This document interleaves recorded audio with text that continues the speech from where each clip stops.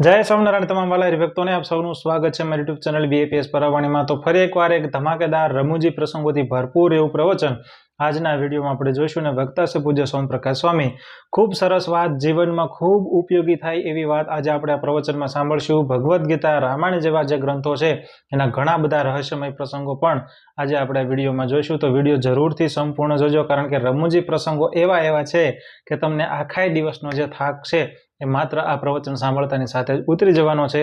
ખૂબ સરસ પ્રવચન, અંત સુધી જોજો। ખાસ કરીને વિડીયો લાઈક કરજો, વિડીયો શેર કરજો અને ચેનલને જરૂરથી સબસ્ક્રાઇબ કરજો। તો ચાલો વધારે સમય ન બગાડતા આજનું આ પ્રવચન શરૂ કરીએ। જય સ્વામિનારાયણ। થઈ ગયા આપણે આપણું કામ કરાય। શ્રીજી મહારાજે આવું કર્યું, બ્રાહ્મણોને ખૂબ જમાડ્યા અને પોતાની જે એકાંતિક ધર્મની સ્થાપના કરવી હતી એ કરી દીધી। અહીંયા પ્રતાપભાનું કે હું તો બાપજી ચક્રવર્તી રાજા છું, એટલે વરસ દાડો જમાડો મને જ કઈ અઘરું નહીં પડે। પણ એ તો બરોબર છે, પણ હું આવીને રસોઈ કરીશ। આમ તો હું કોઈ ગામમાં જતો જ નથી, ક્યારેય ગયો જ નથી। કપટ મુનિઓને આવું બધું બહુ ચલાવે, કારણ કે એને આ જ આઈડિયા લગાવવાના, એને કઈ સાધના જ કરવાની હોય નહીં।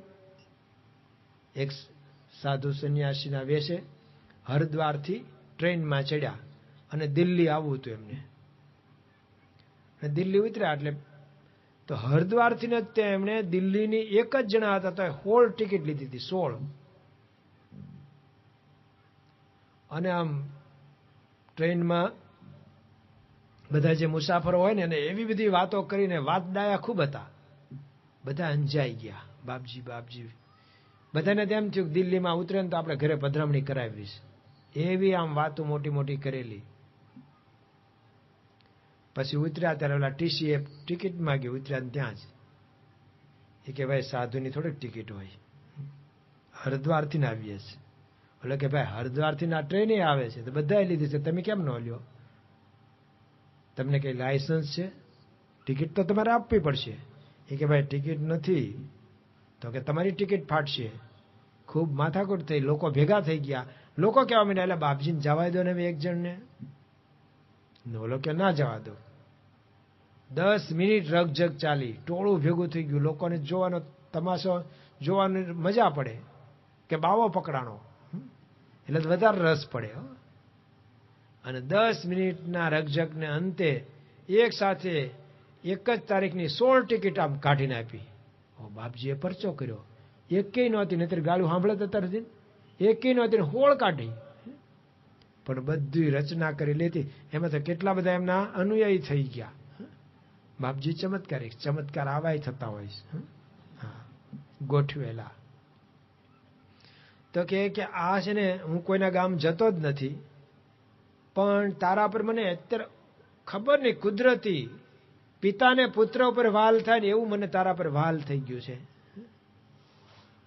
બોલો તો ખુશ થઈ ગયો, આપણા ભાગ્ય ઉઘડી ગયા કે આવા સંત આપણને મળ્યા, આવા સંતના દર્શન થયા, પાછા મારા પર રાજી થયા છે, મને આશીર્વાદ આપ્યા અને હવે મને મદદ કરશે। હું તારે ત્યાં આવીને રસોઈ કરીશ અને એવા મંત્ર બોલી બોલીને રસોઈ કરીશ કે બધા બ્રાહ્મણ તને વશ થઈ જશે।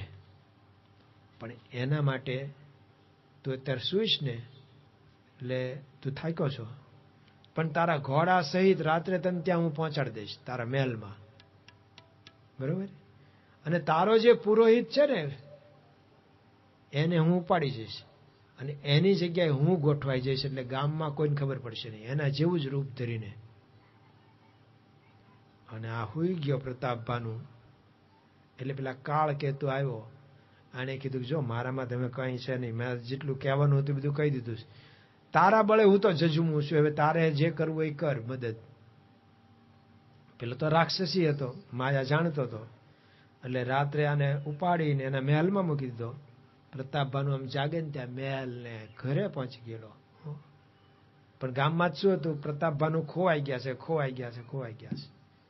એટલે એ બધી ખબર ના પડી જાય ઓલા ગુરુજીની, એટલે એ રાત્રે પાછો સવારમાં વહેલા ગામ બહાર જતા રહ્યા, અને ગામ બહારથી સવારમાં આવે છે એવું આવું ગોઠવાણું, એનું હામયું થયું બધું થયું, પણ ગોઠવું તું કોણ? એક કાલ કેતુ, જેવો સમય એવું ધજા ફરકાવે.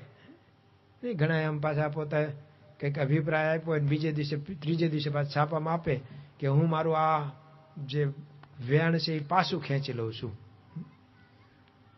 તો ઘણા બધા અભિપ્રાયો આપી દે ને પછી પાછા ખેંચતા હોય છે. એવું જ્યારે જે સંજોગ હોય એની ભેગું બેસી જવાનું. જે પક્ષની અત્યારે બોલબાલા હોય એમાં ભળી જવાય. એનું નામ કહેવાય કાલ કેતુ. જેવો કાળ એવી ધજા ફરકાવાની. ઘણા બધા પ્રકારની રાખતા હોય નહીં. આમ જે પ્રદેશમાં જાય એની પાઘડી પહેરે, બધું વેશ એનો કરે. તો એને આ બધી એ માયા જાણતો હતો એટલે ઉઠાવી ગયો હતો અને પુરોહિતની જગ્યાએ જ હોઈ ગયો હતો. આવીને પુરોહિતને ત્યાં ઉપાડી ગયા હતા. અને પછી એને રસોઈ બનાવી. એમાં શું કર્યું? ગાયનું માંસ નાખ્યું, બ્રાહ્મણનું માંસ, અને બ્રાહ્મણોને 84માં જમવા બેસાડી દીધા. અને ભાણે બેસી ગયેલા બ્રાહ્મણ અને આમ જમવાની તૈયારીમાં હતા, શ્લોક બોલતા હતા, ત્યાં આકાશવાણી થઈ. અને આકાશવાણીએ એવું કહ્યું કે આ જમશો નહીં બ્રાહ્મણો, આમાં ગાય આદિકનું માંસ છે, ઊભા થઈ જજો. અને બ્રાહ્મણો વિફર્યા હો, કે આ રાજાએ જ આવું કર્યું છે આપણને અભડાવવા માટે જ. એટલે બધાએ તરત જ ઊભા તો થયા, પણ હવે બ્રાહ્મણને ભાણેથી ઊભા કરો એટલે થાય શું પછી? એ તો હરાપ જ દે. એટલે તરત જ શ્રાપ દીધો, તું તારા કુટુંબે સહિત બધા જ રાક્ષસ થાવ. મેં કાલ કીધું હતું ને, આ બધા રાક્ષસોમાં વધારા કરવા વાળા જ છે. જે ને તે બસ રાક્ષસ થાવ એ જ શ્રાપ આપે. કાલ તાડકાને આપ્યો તો રાક્ષસી થઈ જા તું. અગત્ય ઋષિએ શ્રાપ આપ્યો, રાક્ષસી થઈ જા. કેટલા બધાને હેરાન કરે રાક્ષસ થાય ને. પણ પછી આકાશવાણીએ બીજું કીધું, ભાઈ મેં તો તમને ઊભા થઈ જવાનું જ કીધું, તમે વધારે પડતું તમારું કામ કરી નાખ્યું. શ્રાપ આપવાનું કીધું. આમાં રાજાનો કોઈ વાંક નથી, રાજા નિર્દોષ છે. ઘણા છે ને કીધા કરતા ડબલ કામ કરી નાખે. એક શેઠાણી અને નોકરને કે તને કાયમ કહેવું પડે, શાકભાજી લેવા જઈએ તો પાછા ધાણા, મરચા, લીંબુ, આદુ લેતા જ આવવાનું હોય. એ થોડું કઈ રોજ લખાવાનું હોય. આટલું સમજણ નથી તને પડતી? માણા એક કામમાં બે કામ કરે તો એક કામે પૂરું નથી કરતો. ત્યારે ઓલાને સમજણ પડી ગઈ કે આવું ન કહેતો લઈ જ લેવાનું હોય.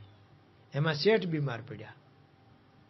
શેઠાણી કે જા શેઠ બીમાર પડ્યા, દવા લેતો આવ્યો મેડિકલ સ્ટોરમાંથી. કાગળિયો લઈને ગયો. અને જે નોકર પાછો આવે ને એ પેલા એક રેકડી વાળો આવ્યો, લારી વાળો. તેમાં તો 4 વાહડા ને ઓલું ખાપણ ને હુતર ને બધું ભેગું હોય. ઓલા કે બેન ઉતરાવી લો, કે અહીંયા નહીં કોક બીજા ઘરે જવાનું છે, અમારા ઘરે કોઈ ઓલું નથી, મર્યું નથી. એ કે પણ તમારો ઓલો ચુન્યો છે ને નોકર, એને જ મોકલાયું છે. ચુન્યાએ કે હા આવવા દે એને. ત્યાં ચુન્યો આવ્યો. એટલે આ શું તે કર્યું? એ કે તમે કીધું ને બધું કે કહેવાનું હોય, શેઠ માંદા છે તો મરશે નહીં કોક દિવસ, તો પછી પચમાર લેવા જવું. લે ભેગા ભેગું લેતો જ આવ્યો, પછી જરૂર તો પડશે જ તેને. કીધા કરતા વધારે કામ કરી નાખે આવા ખોટા હો. બ્રાહ્મણોએ કીધા કરતા ઊભા થઈ જવાનું કીધું હતું, ઊભા થઈ જજો, જમશો નહીં આ. પણ ભાણેથી ઊભા કર્યા એટલે તો આ ખીજાણા. તે મકોડાના દરમાં પાણી રેડો શું થાય? તમે જોયું હશે કેટલી ગાડીઓને કૂતરા આમ દોડામ દોડ જાય છે, કડ પાછળ ભસતા, પાછા આમ જાય છે ને આમ જાય છે, દોડ્યા જ કરે છે. કેમ? એના ગલુડિયાને કોકે પીલી નાખ્યા હોય એટલે. કોકે કર્યું હોય પણ પછી આપણી પાછળ દોડે છે કૂતરા.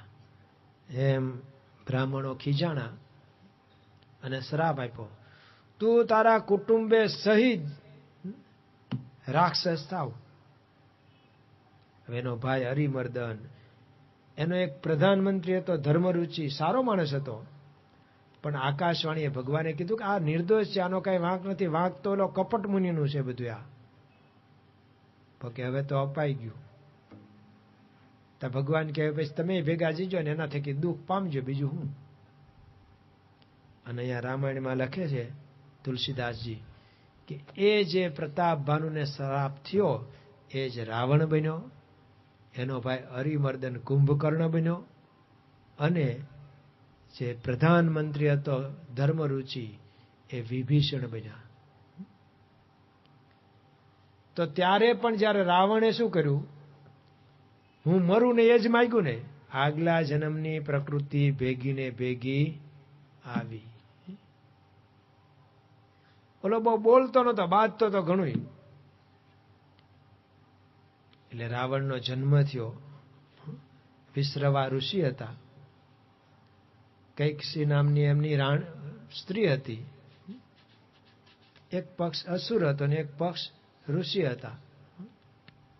તો એવું બધું ચાલ્યું જ આવે છે આદિકાળથી. આપણે એમ થાય કે અત્યારે પણ બીજી નાતમાં ગયા, ભાઈ આ જ ચાલતું હતું, બીજી નાતનું જ ચાલતું જ પેલા. અને એમના થકી આ રાવણનો જન્મ થયેલો. પછી તપ કર્યું ખૂબ, અને તપ કરીને રાવણે બ્રહ્માજી પાસે વરદાન માગી લીધું કે હું દેવો નો મને મારી શકે, યક્ષો કિન્નરો એ કોઈ માણસની તો પછી મને ગણતરી નહીં, તાકાત છે મારી. એને તો આખો હિમાલય હલાયો હતો, કૈલાસ પર્વત, તાકાત તો હતી. માણસની તો મારે ગણતરી જ નથી. બ્રહ્માજી કે તારી પહેલા ઓલા બધી ગણતરી કરીને લખાયું હતું, તોય લઈ લીધો, એને ઉપાડ લીધો હિરણ્યકશિપુને. તો ત્યાં તો ઘણી બારી રાખી કે માણસને વાંદરા ને એવા બધાને મને બીક જ નથી. બ્રહ્માજી કે તથાસ્તુ. બસ, અને પછી તો દેવતાઓને પહેલા લીધા, એને હેરાન કર્યા. કુબેરને પહેલા પોતાનો જ ભાઈ હતો, ઓરસ માતાનો, બીજી માતાનો, એની લંકા પડાવી લીધી. ત્યાં એને મય પેલા મળી ગયો. મય કે તું દાનો તો હતો, મય દાનો. તો કે આપણી છે ને ત્રિકૂટ પર્વત એટલે કે અત્યારની લંકા એ અવાવરું પડ્યું. તું જો ત્યાંથી તારા ભાઈને ખસેડ ને તો તને સરસ મજાની નગરી બનાવી દઉં.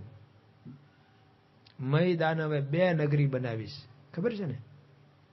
પાંડવોને માટે, ધર્મરાજાને માટે ઇન્દ્રપ્રસ્થ, એ પણ મય દાનવે રચેલું. અને લંકાની રચના પણ મય દાનવે કરી. મય દાનવનો એક પગ ધર્મમાં ને એક પગ અધર્મમાં, કારણ કે અહીંયા રચી દીધું ને ત્યાંય રચી દીધું. અને પછી એને જ પોતાની દીકરી દીધી. મંદોદરી છે ને એ મય દાનવના દીકરી છે, પણ દાનવના દીકરી હતા તો એ સતી કહેવાના. રાવણની સાથે રહ્યા તો એ સતીત્વ રહ્યું. સીતાજી એમ કહે છે કે મને મોટો સાથ સહકાર કે આશ્વાસન હોય તો મંદોદરીનો હતો. રાવણ તો મને ખૂબ પજવતો હતો, રાક્ષસીઓ ખૂબ પજવતી હતી, ત્યારે વારે વારે મંદોદરી આવીને મને આશ્વાસન આપી જતા હતા. લંકામાં મંદોદરી જેવા કોઈ નહીં. મંદોદરી ને વિભીષણ 2 હતા જેને લીધે હું જીવી શકી. તો લંકામાં એની નગરી કરી. અને પછી આ માગતો તો કુંભકર્ણ. હવે એનો ખોરાક જ એટલો હતો ને કે જો આ રોજ જાગશે ને તો આ દુનિયા ખાઈ જશે આખી. ઘણા એનો હોય ખોરાક ખૂબ હોય નહીં. મહારાજ આમ પીરસતા હતા અને બધાને સોગન આપી આપીને લાડુ આપતા હતા. એક લ્યો એક, તો માથે હાથ મૂકું, ચરણાઈને આપું. પણ એક સાધુ કે મહારાજ હવે નહીં. મહારાજ કે એકમાં હું વાંધો? કે મહારાજ હું બીમાર છું એટલે. બાજુવાળા પાસે ગણી રાખેલા એને કેટલા ખાધા. જોજો આપણે ખાતા હોય ને તો બાજુવાળા આપણું ગણી રાખતા હોય છે, કેટલી કેરી ખાધી, આ ગોટલાના જ છે હો બધા, બધું ગણી રાખે. બાજુવાળાએ ગણી રાખ્યું. એને કીધું મહારાજ ખોટું બોલતો હશે આ. કે કેમ, તમને ખબર પડી? કે મેં ગણ્યા ને 22 લાડુ જ ખાઈ ગયો છે માળો, અને પાછું કે હું માંદો જ. મહારાજ કે સાચું તમે 22 ખાધા? કે મહારાજ 22 ખાધા પણ હું બીમાર છું, ખરેખર બીમાર છું. તમે આપણને ખબર પડે ને કે માંદા 22 ખાતા હશે તો હાજા કેટલા ખાતા હશે. એક ભાઈ તો આવું બનેલો પ્રસંગ છે, ચરોતરનો એક ભાઈ. 2 ભાઈ હતા ને, ખાવામાં બધી જમીન ખાઈ ગયા, વેચી ખાઈ ગયા. જો ને આપણા સચ્ચિદાનંદ સ્વામી મહારાજના પરમહંસ ઘરે હતા, મોડા ગામ એમનું, અલૈયા મોડા, શેખપાટની બાજુમાં, ખેતર સાચવવા જતા હતા. બીજા ખેતર બધા લણતા લણતા એ ખેતરે બીજા ભાઈઓ બધા દાડિયા લઈને ગયા ને કોક બાજરાનું ડુંડું આખા ખેતરમાં હતું. કીધું એટલે મોટા તું અહીંયા રોજ આવેશ તો ધ્યાન ન રાખ્યું, આ કોણ ડુંડા કાપી ગયું? એ કે કોઈની તાકાત છે અહીંયા આવવાની મોટો હોય ત્યાં, પણ આ ડુંડા તો છે નહીં. એ કે ભાઈ ભૂખ લાગે તો મારે શું કરવું? એટલે ભૂખ લાગે ત્યાં ખાધા તો આખું ખેતર. એ કે મારે કામ હું અહીંયા ચોળી ચોળીને ખાતો ગયો. તો મને ખબર નહીં કે આખું ખેતર ખવાઈ જશે. ખવાઈ ગયું આખું ખેતર. એટલે તો એમની માતાએ હાથ જોડીને કીધું, બાપા તું કાં રાજ દરબારમાં પોહા અને કાં દેવ દરબારમાં તારું પોહાણ થાય, જ્યાં બળદની મોટી ઘંટી હોય. આ હાથે દળીને તો બાપા ફેફસા દુખે છે મને. તારું પૂરું હાથે દળીને ન થાય. એવા ખોરાક હોય. તો કુંભકર્ણનો એવો ખોરાક હતો કે જો આ 12 મહિના જાગશે ને તો આ દુનિયા આખી ચાવી જશે, એટલો એનો ખોરાક. એટલે ભગવાને પછી પ્રેરણા કરીને સરસ્વતીજીને કીધું કે આની જીભ ઉપર બેસી જાતું. તેને માગવું તો ઇન્દ્રાસન, થઈ ગયું નિંદ્રાસન. તો બ્રહ્માજીએ તરત કહી દીધું તથાસ્તુ. કઈ બીજું વિચારે પેલા કહી દીધું તથાસ્તુ. તો બિચારો 6 મહિના ઊંઘતો રહે. એક વખત જાગે પાછો ખાઈને હુઈ જાય. તે પાછો 6 મહિને એક વખત જાગે. પણ જાગે ત્યારે બધું તૈયારી રાખવી જ પડે, નહીં જે આવ્યા એના ભૂકા. એ તો જયારે યુદ્ધ ચાલુ હતું ને જગાડ્યો ત્યારે બધી તૈયારી. એના ઉપર હાથી દોડાવ્યા તોય જાગ્યો નહીં. પેલા તો માર્યો ને ગમે તેમ ટીપે તોય જાગે નહીં. ઘણા નામ દાંતણ અપાવી દો ને મોઢામાં તો પાછું બાથરૂમ જઈને હુઈ જાય, પણ જાગે નહીં. તો આવું એને ખોરાક એવો હતો. એટલે જયારે જગાડ્યો ને પછી બધું આપી દીધું ને પછી કે શું થયું છે? તો કે આવું થયું છે. તો કે વાંદરા તો બધું હું ખાઈ જઈશ એકલો જ, એમાં કોઈની જરૂર પડશે નહીં. કે આમ આટલા બધા વાંદરા આવ્યા છે કે તો મારે બીજે ક્યાંય ગોતવા જવું નહીં, મારી હોજરીમાં બધાને પૂરી દઈશ. એટલે ત્રણેય ભાઈ આવી રીતે. અહીંયા તુલસીદાસજી એવું કહે છે કે રામ જન્મ પહેલા રાવણનો જન્મ દેખાડે છે. રાવણ હશે તો રામનો મહિમા સમજાય. અંધારા પછી અજવાળાનો મહિમા સમજાય છે ને. પાણીની તાણ પડે પછી વરસાદનો મહિમા સમજાય છે. એટલે રામ જન્મ પહેલા અહીંયા રાવણનું વૃત્તાંત લખ્યું છે. અને રાવણને જેવી આવી વરદાન મળી ગયું એટલે હવે બેફામ થઈ ગયો. અહીંયા લખે છે આમાં. એણે કીધું કે હવે એક કામ કરો. શું? ઋષિ બ્રાહ્મણો મારા વિરોધી છે. ગોતીને મારો એક દાઢી ન રહેવી જોઈએ, એક જટા નો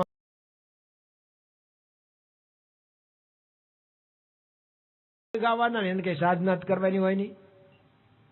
એક સાધુ સંન્યાસીના વેશે હરિદ્વારથી ટ્રેનમાં ચડ્યા અને દિલ્હી આવવું હતું એમને. દિલ્હી ઉતર્યા એટલે તો હરિદ્વારથી ને તેમણે દિલ્હીની એક જ જણા હતા તો 16 ટિકિટ લીધી હતી. 16. અને આમ ટ્રેનમાં બધા જે મુસાફરો હોય ને એને એવી બધી વાતો કરીને વાતડાયા ખૂબ હતા. બધા અંજાઈ ગયા. બાપજી બધાને તેમ થયું દિલ્હીમાં ઉતરે ને તો આપણે ઘરે પધરામણી કરાવીશ. એવી આમ વાતો મોટી કરેલી. પછી ઉતર્યા ત્યારે ઓલા ટીસીએ ટિકિટ માંગી. ઉતર્યા ત્યાં જ એ કે ભાઈ સાધુની થોડીક ટિકિટ હોય, હરિદ્વારથી ને આવીએ છીએ. એટલે કે ભાઈ હરિદ્વારથી ના ટ્રેને આવે છે તો બધાએ લીધી છે, તમે કેમ ન લ્યો? તમને કઈ લાયસન્સ છે? ટિકિટ તો તમારે આપવી પડશે. એ કે ભાઈ ટિકિટ નથી. તો કે તમારી ટિકિટ ફાટશે. ખૂબ માથાકૂટ થઈ. લોકો ભેગા થઈ ગયા. લોકો કહેવા માંડ્યા એટલે બાપજીને જવા દો ને એક જણને. ઓલો કે ના જવા દો.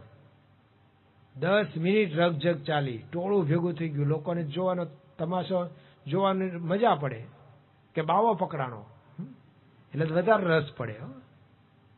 અને 10 મિનિટના રગજગને અંતે એક સાથે એક જ તારીખની 16 ટિકિટ આમ કાઢીને આપી. બાપજીએ પરચો કર્યો. એકેય નહોતી, નહીતર ગાળું સાંભળે તો તરત એકેય નહોતી, 16 કાઢી. પણ બધી રચના કરી લેતી. એમાં તો કેટલા બધા એમના અનુયાયી થઈ ગયા. બાપજી ચમત્કાર આવાય થતા હોય છે. ગોઠવેલા. તો કે આ છે ને હું કોઈના ગામ જતો જ નથી, પણ તારા પર મને અત્યારે ખબર નહીં કુદરતી પિતાને પુત્ર ઉપર વાલ થાય ને એવું મને તારા પર વાલ થઈ ગયું છે. બોલો તો ખુશ થઈ ગયો. આપણા ભાગ્ય ઉઘડી ગયા ને કે આવા સંત આપણને મળ્યા, આવા સંતના દર્શન થયા, પાછા મારા પર રાજી થયા છે, મને આશીર્વાદ આપ્યા અને હવે મને મદદ કરશે. હું તારે ત્યાં આવીને રસોઈ કરીશ અને એવા મંત્ર બોલીને રસોઈ કરીશ કે બધા બ્રાહ્મણ તને વશ થઈ જશે. પણ એના માટે તું અત્યારે સુઈશ ને એટલે તું થાક્યો છો, પણ તારા ઘોડા સહિત રાત્રે તને ત્યાં હું પહોંચાડી દઈશ તારા મહેલમાં, બરોબર? અને તારો જે પુરોહિત છે ને એને હું ઉપાડી જઈશ અને એની જગ્યાએ હું ગોઠવાઈ જઈશ, એટલે ગામમાં કોઈને ખબર પડશે નહીં, એના જેવું જ રૂપ ધરીને. અને આ હુઈ ગયો પ્રતાપભાનું. એટલે પેલા કાળ કેતુ આવ્યો, આને કીધું જો મારામાં તમે કઈ છે નહીં, મેં જેટલું કહેવાનું હતું બધું કહી દીધું છે, તારા બળે હું તો જજુમું છું, હવે તારે જે કરવું એ કર મદદ. પેલો તો રાક્ષસી હતો, માયા જાણતો હતો, એટલે રાત્રે આને ઉપાડીને એના મહેલમાં મૂકી દીધો. પ્રતાપભાનું આમ જાગે ને ત્યાં મહેલ ને ઘરે પહોંચી ગયેલો. પણ ગામમાં જ શું હતું, પ્રતાપભાનું ખોવાઈ ગયા છે. એટલે એ બધી ખબર ના પડી જાય ઓલા ગુરુજીની. એટલે એ રાત્રે પાછો સવારમાં વહેલા ગામ બહાર જતા રહ્યા અને ગામ બહારથી સવારમાં આવે છે એવું આવું ગોઠવાણું, એનું હામયું થયું બધું થયું. પણ ગોઠવું તું કોને? કાલ કેતુ. જેવો સમય એવું ધજા ફરકાવે. ઘણા એમ પાછા પોતે કંઈક અભિપ્રાય આપ્યો બીજે દિવસે ત્રીજે દિવસે પાછા છાપામાં આપે કે હું મારું આ જે વેણ છે એ પાછું ખેંચી લઉં છું. તો ઘણા બધા અભિપ્રાયો આપી દે ને પછી પાછા ખેંચતા હોય છે. એવું જયારે જે સંજોગ હોય એની ભેગું બેસી જવાનું, જે પક્ષની અત્યારે બોલબાલા હોય એમાં ભળી જવાય. એનું નામ કહેવાય કાલ કેતુ. જેવો કાળ એવી ધજા ફરકાવવાની. ઘણા બધા પ્રકારની રાખતા હોય. આમ જે પ્રદેશમાં જાય એની પાઘડી પહેરે, બધું વેશ એનો કરે.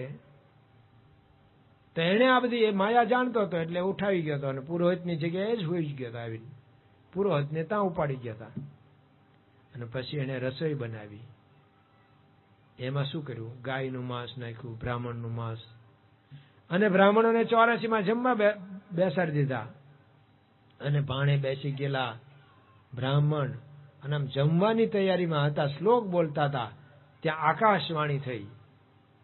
અને આકાશવાણીએ એવું કહ્યું કે આ જમશો નહીં બ્રાહ્મણો, આમાં ગાય આદિકનું માંસ છે, ઉભા થઈ જજો. અને બ્રાહ્મણો વિફર્યા હો, કે આ રાજાએ જ આવું કર્યું છે આપણને અભડાવવા માટે જ. એટલે બધા તરત જ ઉભા તો થયા, પણ હવે બ્રાહ્મણને ભાણેથી ઉભા કરો એટલે થાય શું પછી? એ તો હરાપ જ દે. એટલે તરત જ શ્રાપ દીધો, તું તારા કુટુંબે સહિત બધા જ રાક્ષસ થાવ. મેં કાલ કીધું હતું ને, આ બધા રાક્ષસોમાં વધારા કરવા વાળા જ છે. જે ને તે બસ રાક્ષસ થાવ, એ જ શ્રાપ આપે. કાલ તાડકાને આપ્યો તો રાક્ષસી થઈ જા તું. અગત્ય ઋષિએ શ્રાપ આપ્યો, રાક્ષસી થઈ જા. કેટલા બધાને હેરાન કરે રાક્ષસ થાય ને. પણ પછી આકાશવાણીએ બીજું કીધું, ભાઈ મેં તો તમને ઉભા થઈ જવાનું કીધું, તમે વધારે પડતું તમારું કામ કરી નાખ્યું. શ્રાપ આપવાનું કીધું. આમાં રાજાનો કોઈ વાંક નથી, રાજા નિર્દોષ છે. ઘણા છે ને કીધા કરતા ડબલ કામ કરી નાખે. એક શેઠાણી અને નોકરને કે તને કાયમ કહેવું પડે, શાકભાજી લેવા જઈએ તો પાછા ધાણા, મરચા, લીંબુ, આદુ લેતા જ આવવાનું હોય. એ થોડું કઈ રોજ લખાવાનું હોય. આટલું સમજણ નથી તને પડતી? માણા એક કામમાં બે કામ કરે તો એક કામે પૂરું નથી કરતો. ત્યારે ઓલાને સમજણ પડી ગઈ કે આવું ન કહેતો લઈ જ લેવાનું હોય. એમાં શેઠ બીમાર પડ્યા. શેઠાણી કે જા શેઠ બીમાર પડ્યા, દવા લેતો આવ્યો મેડિકલ સ્ટોરમાંથી. કાગળિયો લઈને ગયો અને જે નોકર પાછો આવે ને એ પેલા એક રેકડી વાળો આવ્યો, લારી વાળો. તેમાં તો 4 વાહડા ને ઓલું ખાપણ ને ફૂતર ને બધું ભેગું હોય.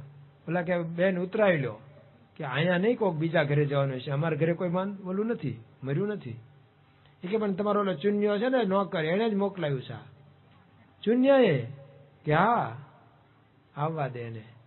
ત્યાં ચુન્યો આવ્યો. એટલે આ શું તે કર્યું? એ કે તમે કીધું ને બધું કે કહેવાનું હોય, શેઠ માંદા છે તો મરશે નહીં કોક દિવસ, તો પછી મારે લેવા જવું. લે ભેગા ભેગું લેતો જાવ, પછી જરૂર તો પડશે જ તેને. કીધા કરતા વધારે કામ કરી નાખે આવા ખોટા હો. બ્રાહ્મણોએ કીધા કરતા ઉભા જ થઈ જવાનું કીધું હતું, ઉભા થઈ જજો, જમશો નહીં આ. પણ ભાણેથી ઉભા કર્યા એટલે તો આ ખીજાણા. તે મકોડા અંદરમાં પાણી રેડો શું થાય? તમે જોયું હશે કેટલી ગાડીઓને કૂતરા આમ દોડામ દોડ જાય છે, કર પાછળ ભસતા, પાછા આમ જાય છે ને આમ જાય છે, દોડ્યા જ કરે છે. કેમ? એના ગલુડિયાને કોકે પીલી નાખ્યા હોય એટલે, કોકે કર્યું હોય પણ પછી આપણી પાછળ દોડે છે કૂતરા.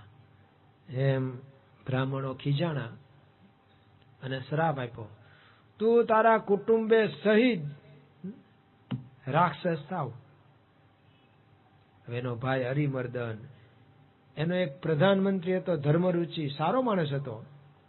પણ આકાશવાણીએ ભગવાને કીધું કે આ નિર્દોષ છે, આનો કઈ વાંક નથી, વાંક તો ઓલો કપટ મુનિનું છે બધું. આ કે હવે તો અપાઈ ગયું. તો ભગવાન કહે પછી તમે ભેગા જજો ને એના થકી દુઃખ પામજો, બીજું હું.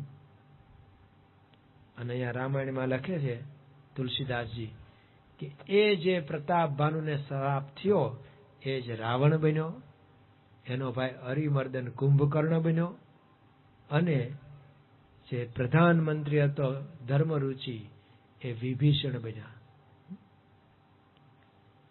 તો ત્યારે પણ જયારે રાવણે શું કર્યું, હું મરું ને એ જ માગ્યું ને, આગલા જન્મની પ્રકૃતિ ભેગી ને ભેગી આવી. ઓલો બહુ બોલતો નતો, બાજતો તો ઘણું. એટલે રાવણનો જન્મ થયો. વિશ્રવા ઋષિ હતા, કૈકસી નામની એમની સ્ત્રી હતી. એક પક્ષ અસુર હતો ને એક પક્ષ ઋષિ હતા. તો એવું બધું ચાલ્યું જ આવે છે આદિકાળથી. આપણે એમ થાય કે અત્યારે પણ બીજી નાતમાં ગયા, ભાઈ આ જ ચાલતું હતું, બીજી નાતનું જ ચાલતું જ પેલાય. અને એમના થકી આ રાવણનો જન્મ થયેલો. પછી તપ કર્યું ખૂબ, અને તપ કરીને રાવણે બ્રહ્માજી પાસે વરદાન માગી લીધું કે હું દેવો નો મને મારી શકે, યક્ષો કિન્નરો એ કોઈ માણસની તો પછી મને ગણતરી નહીં, તાકાત છે મારી. એને તો આખો હિમાલય હલાયો હતો, કૈલાસ પર્વત, તાકાત તો હતી. માણસની તો મારે ગણતરી જ નથી. બ્રહ્માજી કે તારી પહેલા ઓલા બધી ગણતરી કરીને લખાયું હતું, તોય લઈ લીધો, એને ઉપાડી લીધો હિરણ્યકશિપુને. તો ત્યાં તો ઘણી બારી રાખી કે માણસ ને વાંદરા ને એવા બધાને મને બીક જ નથી. બ્રહ્માજી કે તથાસ્તુ. બસ, અને પછી તો દેવતાઓને પહેલા લીધા, એને હેરાન કર્યા. કુબેર ને પહેલા પોતાનો જ ભાઈ હતો, ઓરસ માતાનો, બીજી માતાનો, એની લંકા પડાવી લીધી. ત્યાં એને મય પેલા મળી ગયો. મય કે તું દાનો તો હતો, મય દાનો. તો કે આપણી છે ને ત્રિકૂટ પર્વત એટલે કે અત્યારની લંકા એ અવાવરું પડ્યું. તું જો ત્યાંથી તારા ભાઈને ખસેડ ને તો તને સરસ મજાની નગરી બનાવી દઉં. મય દાનવે 2 નગરી બનાવીશ, ખબર છે ને? પાંડવોને માટે, ધર્મરાજાને માટે ઇન્દ્રપ્રસ્થ, એ પણ મય દાનવે રચેલું. અને લંકાની રચના પણ મય દાનવે કરી. મય દાનવનો એક પગ ધર્મમાં એક પગ અધર્મમાં, કારણ કે અહીંયા રચી દીધું ને ત્યાં રચી દીધું. અને પછી એને જ પોતાની દીકરી દીધી. મંદોદરી છે ને એ મય દાનવના દીકરી છે, પણ દાનવના દીકરી હતા તો એ સતી કહેવાના. રાવણની સાથે રહ્યા તો એ સતીત્વ રહ્યું. સીતાજી એમ કહે છે કે મને મોટો સાથ સહકાર કે આશ્વાસન હોય તો મંદોદરીનો હતો. રાવણ તો મને ખૂબ પજવતો હતો, રાક્ષસીઓ ખૂબ પજવતી હતી, ત્યારે વારે વારે મંદોદરી આવીને મને આશ્વાસન આપી જતા હતા. લંકામાં મંદોદરી જેવા કોઈ નહીં. મંદોદરી ને વિભીષણ બે હતા જેને લીધે હું જીવી શકી. તો લંકામાં એની નગરી કરી. અને પછી આ માગતો તો કુંભકર્ણ. હવે એનો ખોરાક જ એટલો હતો ને કે જો આ રોજ જાગશે ને તો આ દુનિયા ખાઈ જશે આખી. ઘણા એનો હોય ખોરાક ખૂબ હોય નહીં. મહારાજ આમ પીરસતા હતા અને બધાને સોગન આપી આપીને લાડુ આપતા હતા. એક લ્યો એક લ્યો એક, તો માથે હાથ મૂકું ચરણાઈને આપું.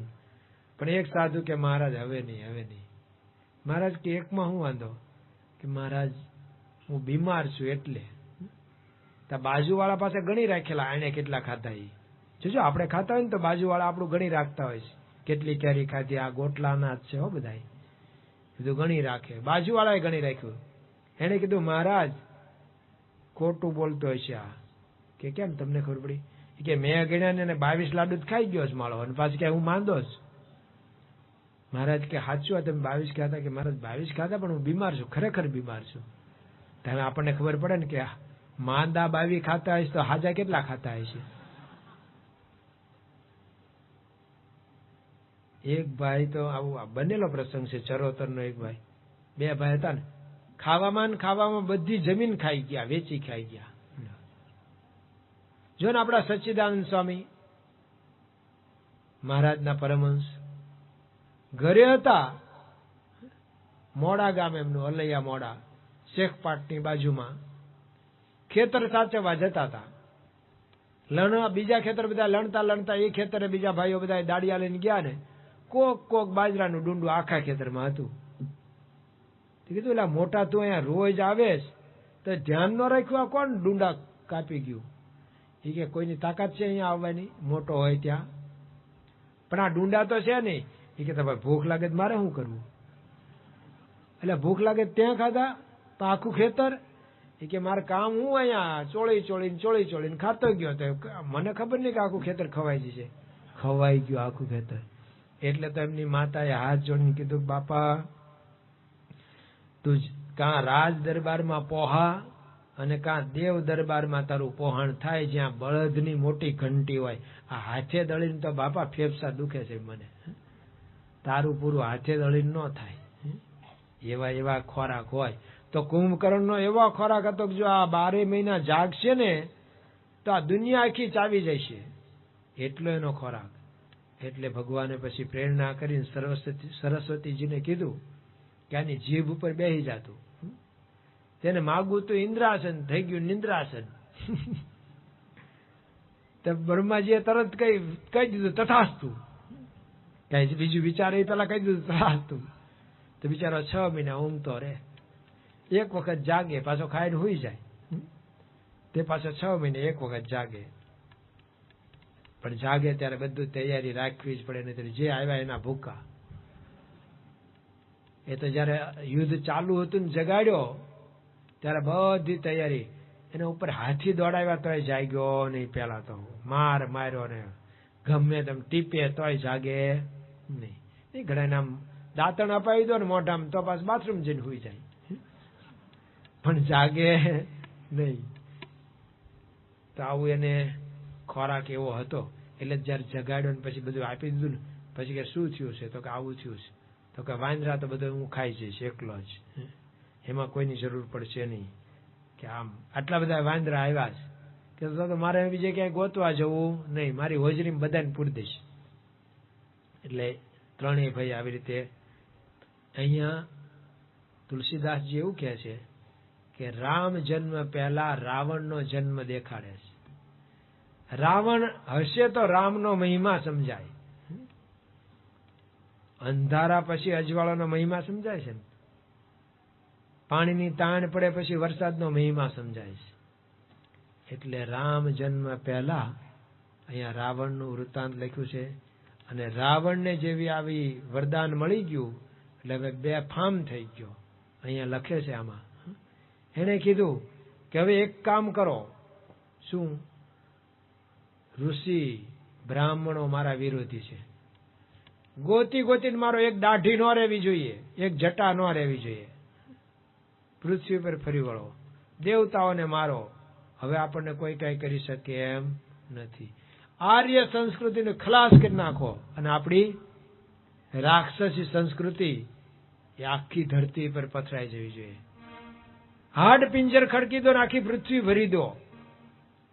અને એને અધર્મ એવો પ્રવર્તાવ્યો, કારણ કે આવું થાય તો ભગવાન આવે ને. એમણી ભગવાન તો કહે છે કે યદા યદા હિ ધર્મસ્ય ગ્લાનિર્ભવતિ ભારત. જ્યારે જ્યારે અધર્મ વધે ત્યારે ત્યારે પછી એનો નાશ કરવા માટે ભગવાન પધારે છે. તો ઘોર કળી કાળના દોર છૂટ્યા અને ઘોર કળી કાળના દોર છૂટ્યા અને અધર્મનું જ્યારે સામ્રાજ્ય વ્યાપ્યું, ભક્તિ સદ્ધર્મના માર્ગનું દીધા, ધર્મ નિષ્કામનું મૂળ કાપ્યું. વેદ સતશાસ્ત્રના અર્થ વળા કર્યા, તો વેદ સતશાસ્ત્રના અર્થ જવળા કર્યા. પંડિતે પાપ માર્ગે જઈને તેથી ધન્ય હો ધર્મ ધજ રોપ્યો. તે સમયે સ્વામિનારાયણે પ્રગટ થઈને, એ જ સ્વામિનારાયણે પ્રગટ થઈને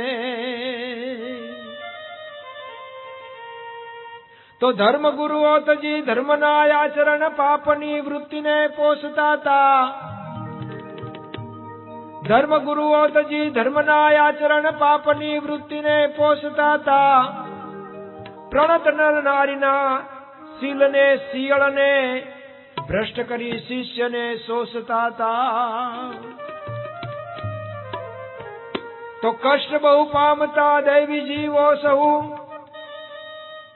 આસુરીની ઉપાધિ સહીને, તેથી ધન્ય હો ધર્મ ધ્વજ રોપ્યો. એ સમયે એ જ સ્વામિનારાયણે પ્રગટ થઈને, જબ સૂરજ ગરમી કરે તબ બરસન કી આશ. જયારે આવી ગરમી પડે ને તો એના વાદળા થાય, અને વાદળા થાય પછી વરસાદ વરસવાની આશા રખાય. અધર્મ વ્યાપી ગયેલો ચારે બાજુ, અને હવે ભગવાનને પ્રગટ થવું જ પડે. હાહાકાર થઈ ગયો. દેવતાઓ બધા સંતાઈ ગયા ગુફાઓમાં. પૃથ્વી પણ ત્રાસી ગઈ.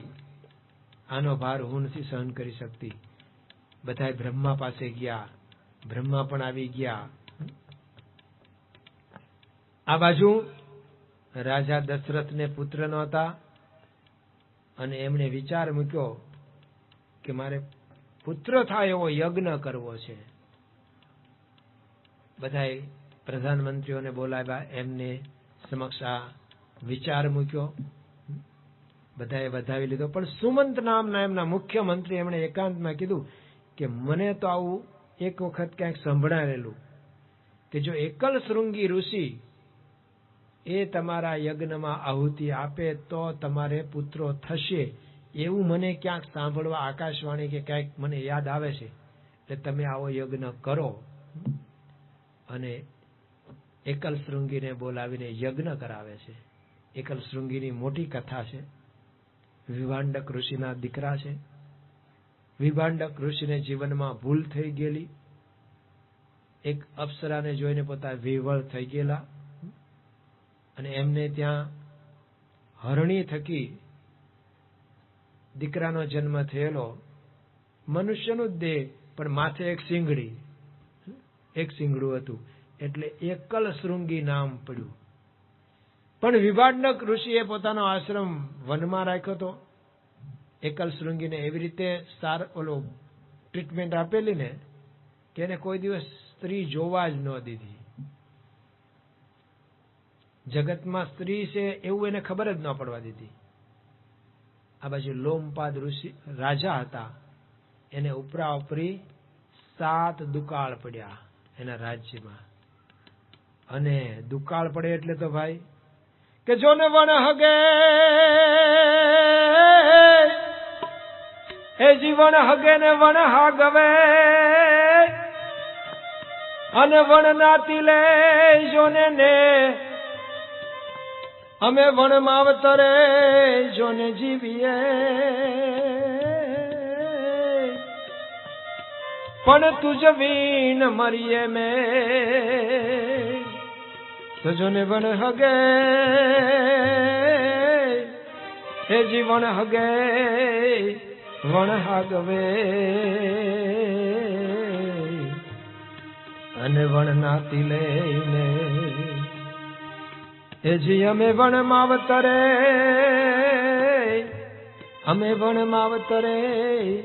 જોને જીવીએ પણ તુજ વીણ મરીએ ને. વરસાદ નો આવે ને બધાની નનામી નીકળે. એક 87-88 નું વર્ષ આપણે જોયેલું છે. કેટલા પશુ પ્રાણી મરી ગયા હતા.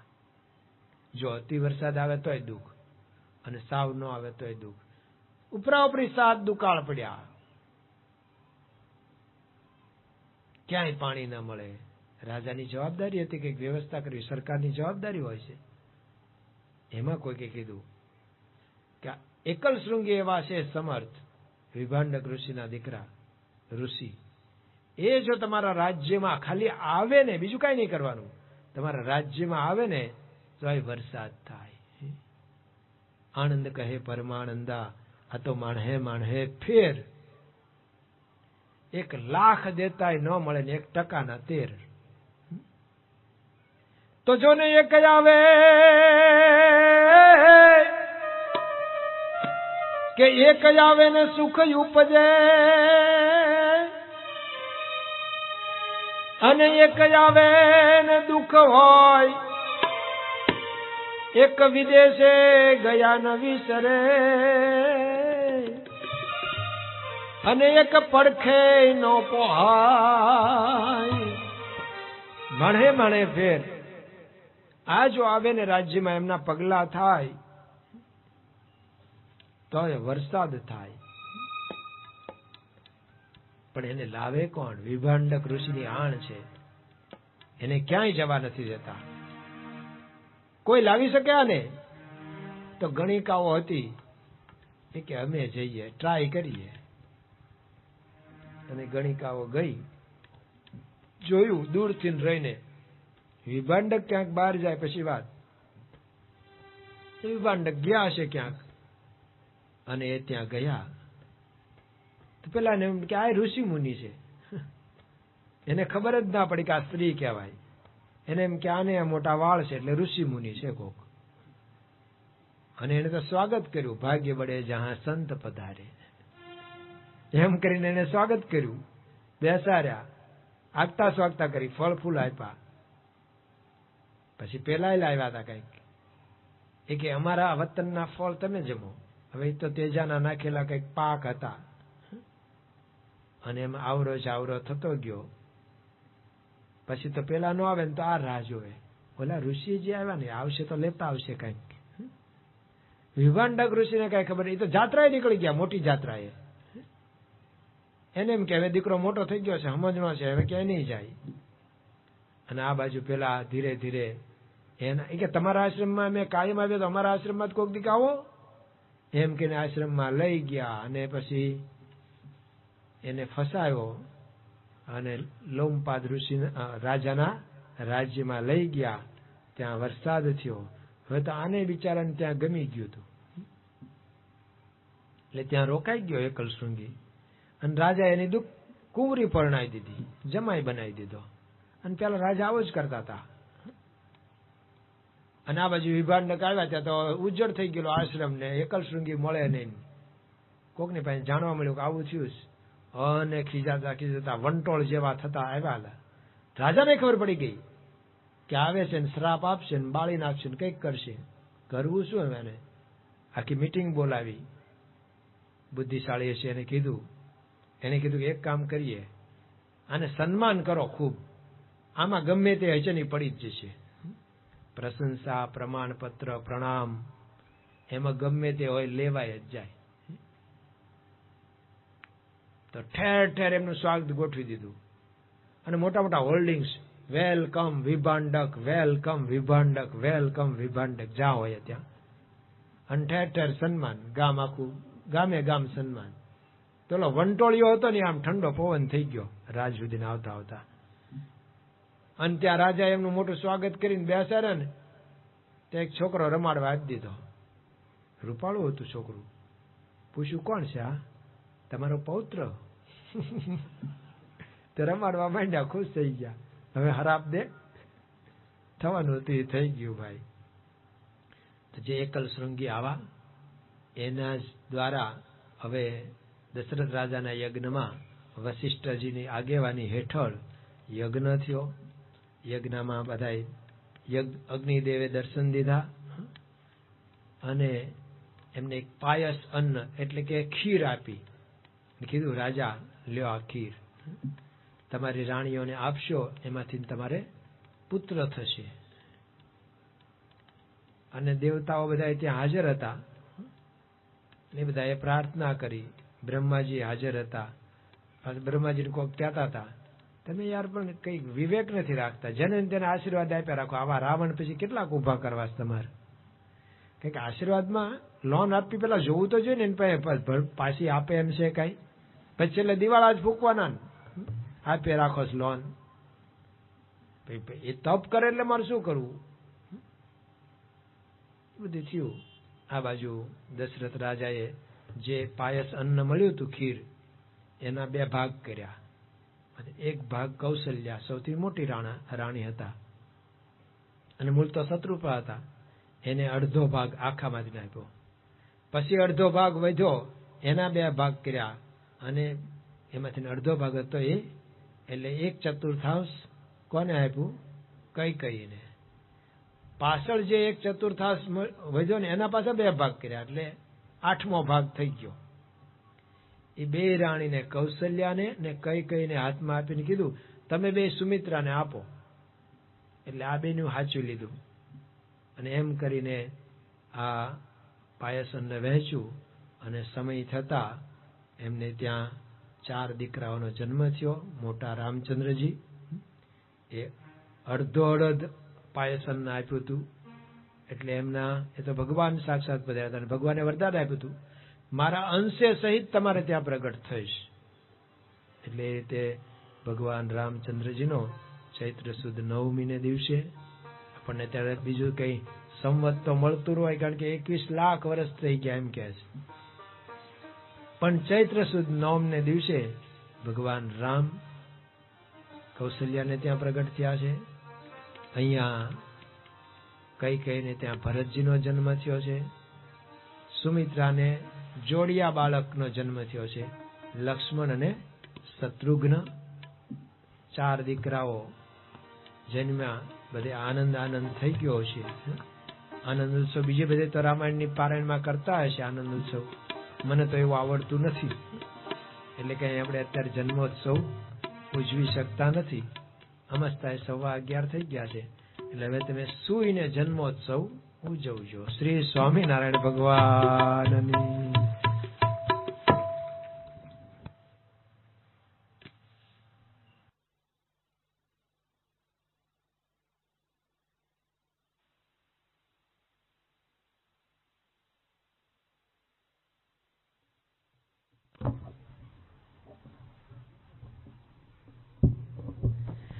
પૂજ્ય સોમપ્રકાશ સ્વામી આજે રામાયણ વિષય ઉપર પારાયણમાં દ્વિતીય દિવસે ભગવાન શ્રી રામના ઉદ્ભવની કથા અને સાથે બીજી તરફ રામાયણના જે બીજું પાત્ર રાવણ, એમના પણ જે ઉદ્ભવની કથા એ ખૂબ જ સુંદર. તો જોઈને વાલા હરિભક્તો, આજના પ્રવચનમાં આપણે ખૂબ સરસ વાત શીખ્યા કે જીવનમાં આપણે આગળ વધવું હોય તો કઈ રીતના પ્રયાસો કરવા જોઈએ. આપણા ગ્રંથો આપણને શીખવે છે. આપણા ગ્રંથો જે છે આપણને હંમેશા માર્ગ બતાવવા માટે આપણા ગ્રંથોની અંદર તમામ પ્રશ્નોના કાયમી નિકાલના દરેક જવાબ જે છે આપણા ગ્રંથોમાં આપેલા છે. પૂજ્ય પ્રમુખ સ્વામી મહારાજ પણ એમના જીવનમાં આપણને એ જ શીખવતા કે કોઈ પણ પરિસ્થિતિ હોય, માણસે ક્યારેય માનસિક રીતે થાકી ન જવું, હારી ન જવું. તો આવા મહાન સંતો, આવા મહાન ગ્રંથો આપણને જીવન જીવતા શીખવે છે. અને આપણે આપણા દરેક પ્રશ્નો, જ્યારે આપણને બધું એવું લાગે કે આપણી પરિસ્થિતિ હવે આપણા નિયંત્રણમાં નથી, તો તો આપણે માત્ર ચિંતા કરવાની જરૂર નથી. આપણા ગ્રંથોનું, આપણા જે સંતો છે એમની વાણીનું એકવાર અવશ્યથી આપણે પાઠ કરવો જોઈએ, એમને સાંભળવું જોઈએ અને વાંચવું જોઈએ કે એમાં આપણને દરેક પ્રશ્નોના આપણે જે જવાબ છે એ કઈ રીતે મેળવી શકીએ અને જીવનમાં ફરીથી આપણે આગળ કઈ રીતે વધી શકીએ. તો આવા ખૂબ સરસ રમૂજી પ્રસંગોથી ભરપૂર એવા પ્રવચનો સાંભળવા માટે અમારી ચેનલ સાથે જરૂરથી જોડાયેલા રહો. દરેક પ્રવચનની અંદર રમૂજી પ્રસંગો હોય, પૂજ્ય સોમપ્રકાશ સ્વામી હોય, જનમંગલ સ્વામી હોય, તો આવા દરેક પ્રવચનો જે છે એ જોવા માટે અમારી ચેનલ સાથે જરૂરથી જોડાયેલા રહો. તો મળીએ એક નવા જ પ્રવચનમાં. ત્યાં સુધી આપ સૌ હરિભક્તોને